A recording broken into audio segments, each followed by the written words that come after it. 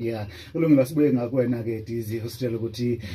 umsebenzi lo onithi nisebenze kuona nonke umsebenzi okanjani ozanini esingawulindela nini? Ngicabanga ukuthi umsebenzi lo actually it's an EP, my second studio recorded EP zophuma nje this latest March. Music okanjani since from one time if ukukhumbula back from since ngeke ngezala saya ngayo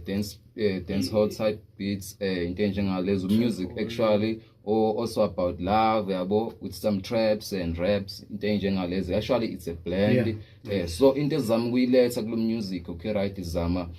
introduce some new ways esingakhona ukuthi siphushe ngawo umculo omnandi and ozothandwa yonke umuntu futhi ozokhona ukuthi ulalelwe yonke umuntu because abantu abaningi when it comes to ama rappers bakhala ukuthi rapper kakhulu ne and rapper ngesingisi so abasiza isingisi but ke lento leyo isingisi niyasithuka futhi